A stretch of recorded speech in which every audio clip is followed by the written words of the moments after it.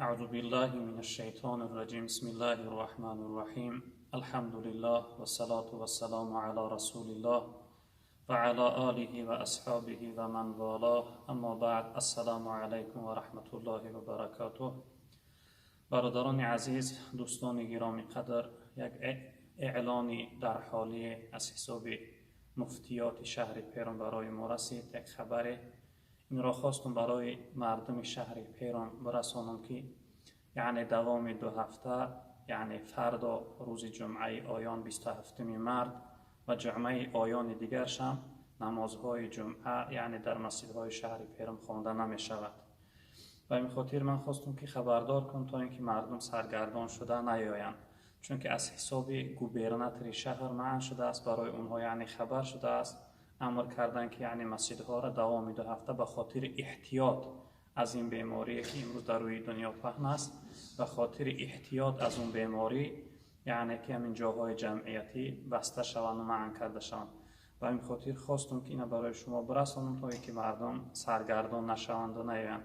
البته در روایت ها هم از حدیث بخاری و مسلم است که پیغمبر بزرگوار صلی الله علیه و سلم فرمودند که در حالتی که یعنی وباها و کسل‌های گذرنده می آید، مردم یعنی خبر کنه که نمازها را در خانه هاشون بخوانند. حتی در لفظ حدیث آمده است که صلوا فی بیوتکم، یعنی نمازها را در خانه هاتون بخوانید.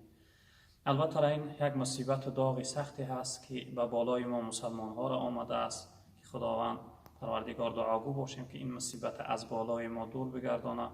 و در این مصیبتی که دوام 2 هفته من و شما نماز جمعه خوانده نمیتوانیم، اینقدر گفتنی هستیم که انا لله و انا الیه راجعون.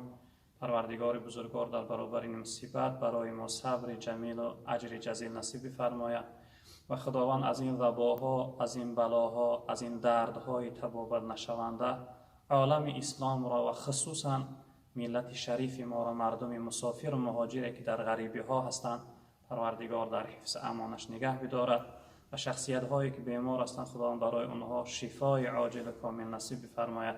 برادران عزیز بزرگوار خیلی هوشیار باشه، احتیاط کار باشه که بسیار این کسل یعنی خوفناک و خطرناک است. همه شما را به خدا امانت می سپارم. پروردگار بزرگوار زودتر یعنی این وبا را، این درد تبابت نشونده را از حیات ما دور بگردانه و خداوند مهربان دوباره مسجدهای ما را کشاده و آباد بگردانه. پروردگار هرگز مسجدها را از عبادتگرها خالی و دور نسازد. باقی همه در امان الله باشه و آخر دعوانا ان الحمد لله رب العالمین.